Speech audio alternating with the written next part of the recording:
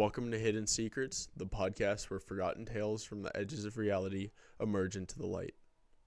I am your host, Elijah Freed, speaking to you alone from a quiet room in the dead of night. Here we explore stories that history tried to erase and the legends that refuse to die. Tonight's episode delves into one of the most persistent and unsettling urban legends from the golden age of arcades, the mysterious game known as Polybius. Picture the year 1981. Neon lights flickering across crowded arcades in the suburbs of Portland, Oregon. The air humming with electronic beeps, coin drops, and the excited chatter of teenagers chasing high scores on Pac-Man and asteroids. Amid this chaos, a new cabinet appears, almost without warning. It stands apart from colorful branded machines surrounding it. The cabinet is stark, black, unmarked, except for one simple title screen displaying the words Polybius in pale, glowing letters. No publisher is listed, no instructions to explain the rules. Players insert a quarter and begin. What unfolds on the screen is unlike anything they have encountered before. Swirling geometric patterns, shifting vectors of color, abstract shapes that pulse and distort in hypnotic rhythms. Some describe it as a shooter, others as a puzzle, still others as an incomprehensible assault on the senses. The gameplay draws them in relentlessly. Minutes stretch into hours. They return day after day, compelled by an addiction that defies explanation. Then the effects begin. Reports whispered among friends and school hallways, speaking of severe consequences. Players experience intense nausea, pounding headaches, and vivid hallucinations. Night terrors plague their sleep, filled with flashing lights and impossible geometries. Some suffer amnesia, forgetting entire days or even weeks. A few endure seizures that leave them convulsing on the arcade floor. In the most extreme accounts, young people vanish entirely after prolonged exposure, or emerge changed, swearing off video games forever. Their personalities alters as if something essential had been erased. Who could forget the Men in Black? Eyewitnesses claimed that every few days, a stern figure in dark suits arrived in the arcade. They carried no tools for repair and collected no quarters from the coin boxes.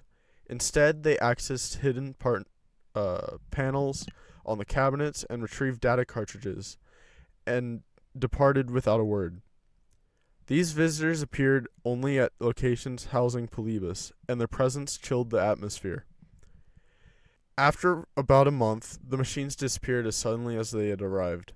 One morning, the cabinets were gone. The spots they occupied empty, as though they had never existed. No records remained, no prototypes surfaced in warehouses or collections. The publisher, sometimes named Zinnesleshen, left no trace. The legend suggests Polybius was no ordinary game. It was allegedly a covert experiment, possibly orchestrated by government agencies or military contractors. The objective to test psychoactive effects, subliminal messaging, and behavioral modification on unsuspecting population of young players. In an era where programs like MKUltra had already raised questions about mind control, the idea that arcade cabinets could serve as delivery systems for psychological manipulation felt disturbingly plausible. Skeptics point out the absence of concrete evidence. No surviving cabinet has ever been found. No ROM image from the supposed era has been verified. Contemporary newspapers and gaming magazines from 1981 contain no mention of Polybius. The story first appeared online around late 1990, gaining traction in the early 2000s through forums and articles that treated it as folklore. Yet the persistence of the tale raises its own questions. Why do so many independent accounts align on the core details? The Portland location, the black-suited collectors, the psychoactive symptoms. Could fragments of real events, perhaps misremembered sightings of unusual prototypes or incidents of epilepsy triggered by flashing screens, coalesced into this myth? Or does the lack of proof serve as the perfect cover? In the dark corners of conspiracy lore, the disappearance of evidence becomes evidence itself. Whether the truth may be, Polybius remains a mystery over gaming history, It reminds us that even the colorful glow of arcade screens, something darker could have been watching and perhaps experimenting. Hey guys, welcome back. This show today is a wild topic.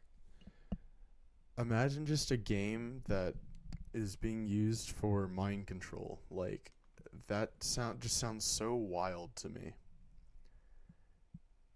There's a part of me that wants to believe it, and there's a part that makes me want to like prove that it's false. I'm starting to think that it's like a Mandela effect where it's just mass hysteria that a bunch of people believe that it happened, so other people start believing too. It's crazy cuz this game, there's so many people saying that they saw the game or played the game or even suffered effects from it. And they all share the same story. But the game, there's no trace left of the game. It's crazy to think about how obscure this is. It was probably some type of mind control. Personally, I have no clue as to what to think, but there's no records.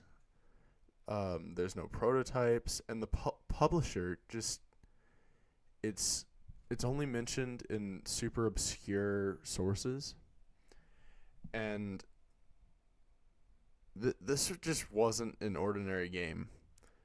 I do think it could be a covert experiment orchestrated by the government or like MK Ultra, cuz that was that had just stopped like 10 years earlier.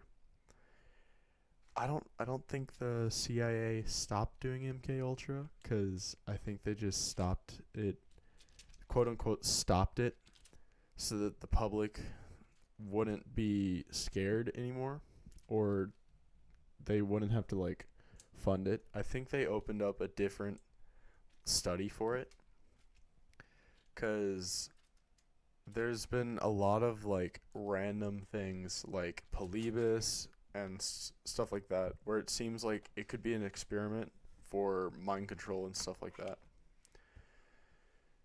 Well, today I think that's all I have to say for this. We're going to have a word from our sponsor and we'll get right back to the video. Well, correction, we don't have a sponsor today. So if you'd like to sponsor this video, you'll get a perfect 30 seconds to advertise what you want and have me say what you want. Yeah, I don't know what else to say here. Yeah. I need sponsors to make better episodes and have more motivation to complete this. Yeah, so I need sponsors. Yeah, see y'all in the next episode. Bye.